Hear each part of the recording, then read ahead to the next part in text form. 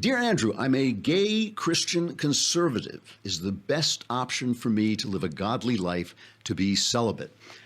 Okay, so I get this question a lot, or questions like it a lot, and I always take a huge hammering after I answer it. But I'm not going to stop. I'm going to take the hammer. I'm going to answer it. And I have to thank my son Spencer, who is a brilliant, brilliant guy, and who kind of helped me work this out in my mind and explain some of the things that he knows about the church.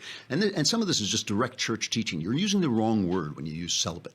Okay, you're not called celibate is a positive thing that you are called on to be. I do not have that calling. You know, a lot of people. Jesus says this. He says some people are called to it, some people are not. You are called to celibacy as a positive thing. It is a thing that you feel is going to make you closer to God. And it is not because you don't like your sexuality. It is not because you think sex is ucky. It is because there's something in you that says, this is my way to God. I mean, in the same way I feel called to do certain things with my life, like make beautiful stuff. That is something that I feel called to do. You are called to celibacy.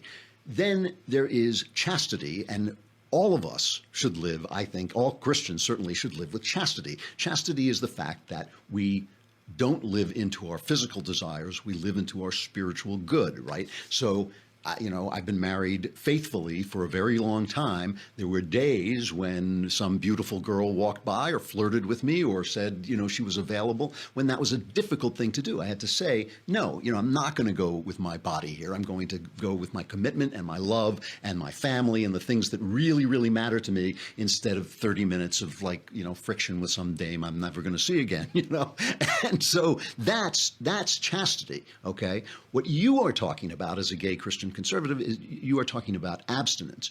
Abstinence is when you feel is a negative thing. I don't mean negative morally, I mean it's a negative action.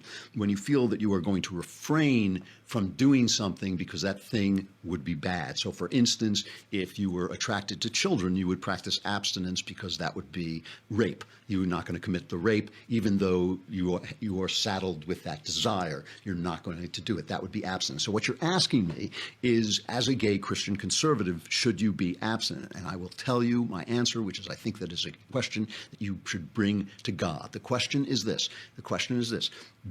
Would a loving relationship with a person of the same sex, would it take you away from God toward the flesh, or would it take you toward God and the Spirit? And that, as a person who is not gay, that is a question that I can't answer. And I won't answer, because I think when we're told to judge not lest you be judged, I think that's exactly the sort of thing we're being told not to judge, which is what brings a person closer to God. We can judge crimes against other people. We can judge things that might degrade you, like drinking too much or taking drugs.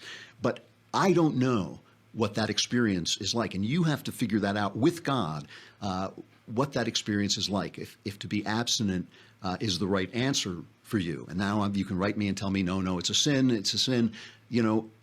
I think that there are sins that degrade others and sins that degrade yourself. Only you can tell, and only God can tell you and work with you to discover whether you need to live an abstinent life or not. And it's truly not for anybody else to dictate that to you at all. And now you can write your angry letters. But that is what I truly believe. All right.